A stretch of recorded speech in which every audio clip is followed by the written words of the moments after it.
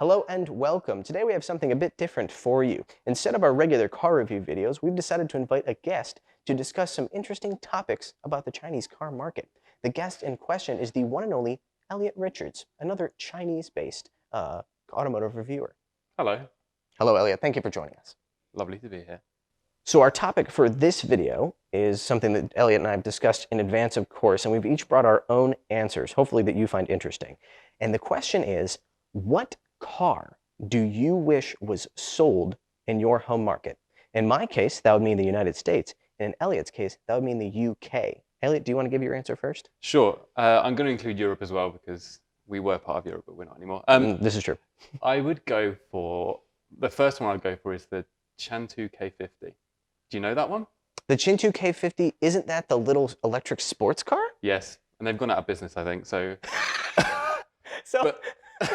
Okay. So you're being very, it's a dream. It's a dream. This is a dream. Of course, yeah. So why not choose a car that is not even sold anymore? Exactly.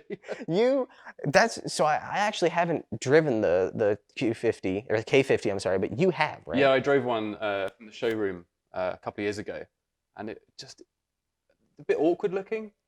A bit? But incredible to drive.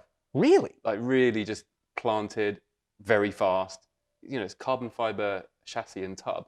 It's got all the right ingredients. How much was it when it was sold? It wasn't actually that much. It was about 600,000 RMB. 600,000 RMB, so less than $100,000. Yes, and they were going to sell them in America. There's a company called Mullen, I think, who were going to import them and sell them in the States. But everything went completely wrong, and now they've gone out of business. And that's a story we've never heard before.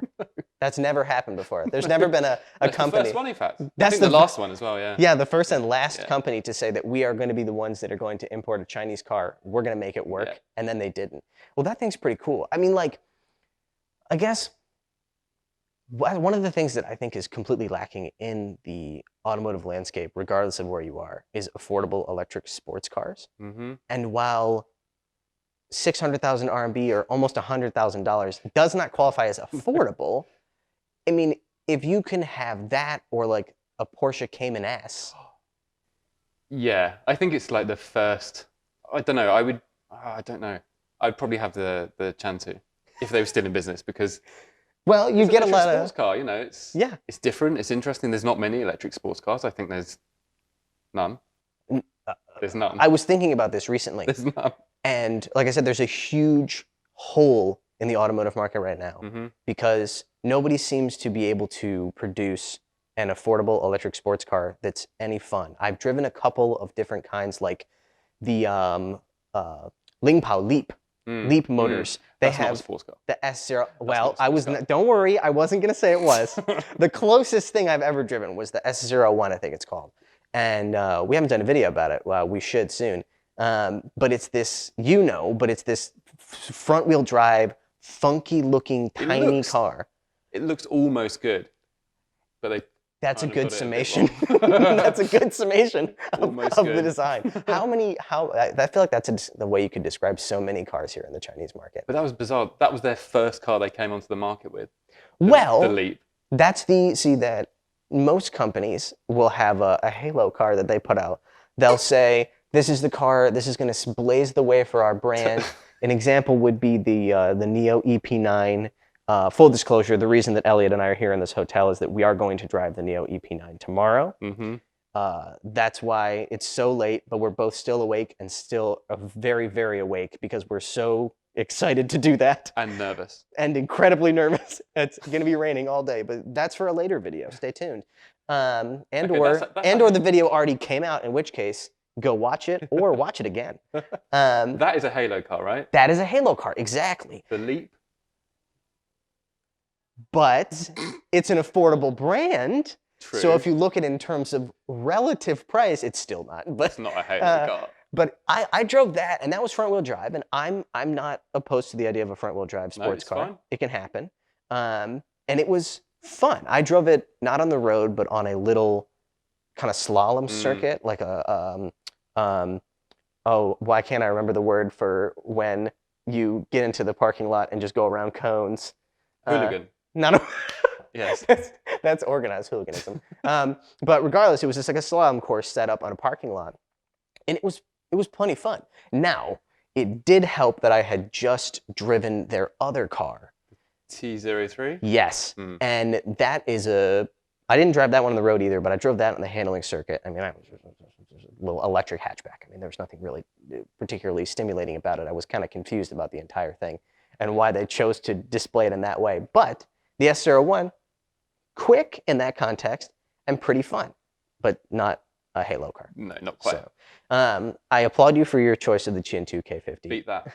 Go on. Beat that. Beat that. I didn't know we could pick cars that aren't even sold anymore. Or I would have maybe picked something else. But so my choice, my instinct was at first to go with the Wuling Mini EV. Easy choice, yeah. It is the easy choice. And the other problem is it would never be sold in America because for those of you that don't know, the Wuling Mini EV is a $6,000 little electric adorable box that we did a review of and you've driven as well. And it's funny, this is also an opportunity for me to say that I like the Mini EV. A lot of people watch my review of it and were like, this guy hated it. He thinks that a $6,000 car should be as good as a Tesla. What a privileged monster. And I am, it's true. But at the same time, I do want to make it clear, I do like the Mini EV. I love the Mini EV. How do you, and I don't want to, that's not the car that I'm picking, so we can't talk too much about this, but how do you not love the Mini EV? You've got to love it. Everything about it is packaged very well, affordable, good price, rear-wheel drive. Yes, rear-wheel drive, rear-mounted, technically. I fit in the back seat. Yeah, all right. Just about. But you sit in the back seat, but if you want to put anything behind people. No, forget it. It's Piece not of paper, that's it. It's not a GT though. It only does how many, like the max range one 170. 170. Don't they have a longer range one that's over 200? They might do.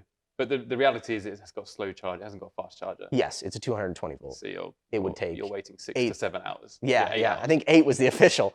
But anyway, it's just a Mini V. It's lovely. It's adorable. We love it. But the one that I'm choosing, because unlike Elliot, I'm realistic, is the Aura Good Cat. Oh, good choice. Thank you. The reason I chose the Aura Good Cat is because I think that it is a combination of things that would actually make for a car that might sell well in the US and in other markets for sure.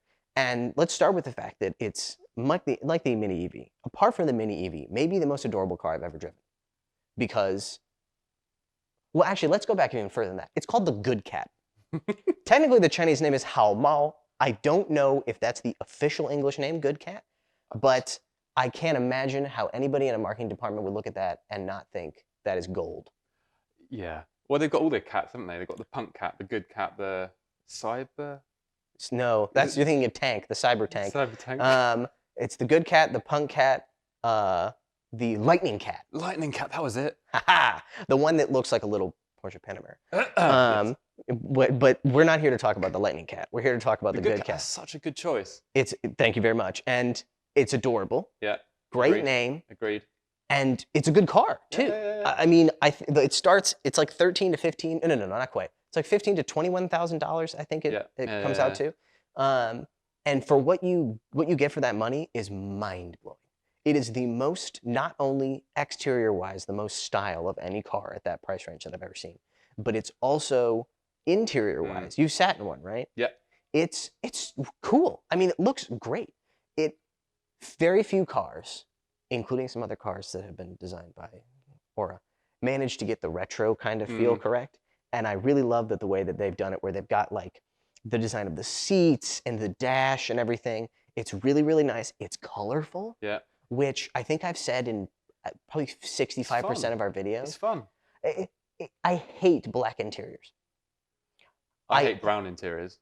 I like brown interiors, but different strokes for different folks. But I hate when a interior, let's say this, I hate like a monolithic color where it's like all black or it's all the Bavaria, like the BMWs, great as they are. Oh God.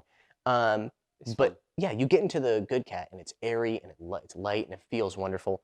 And then it also has like 300 kilometers of range, I think and this is NEDC, so taken with a grain of salt about as big as your head. Probably half that. But I drove it quite a bit It also has like some pretty decent Mm, autonomous driving features, like ADAS, like pretty like basic stuff, but kind of the entry level version of what the Tesla Model 3 would have. yeah. And I mean, it works. It's amazing how much they can fit in those cars, which cost relatively so little. Correct. And that's why you're really spoilt for choice, I think. Spoilt for choice here in China. Oh, You for can, sure. You can get all of this tech. I don't really like much of it, but you can get all of this tech with a reasonable range, good looking body, good looking car, Right. well made, Yeah. I mean, reliable. for What's not to the love? no, But for the hang on, price, it's quite small. true. I mean, I would And say it's what is it like polo sized? Do you think yeah. it's polo sized? And how do small cars do in America? Just remind me of that. Well, Oh, it's not a truck. the Honda, the Honda Fit just still doesn't do that great. Sorry, Fiesta ST. Fiesta, well, Fantastic. No, we're not selling that anymore. well, you almost bought a Fiesta ST, I know. I did, yeah. But I think that's just your buyer's remorse. So I think your car's good for my market, and I think my car's good for your market. Actually, you're right.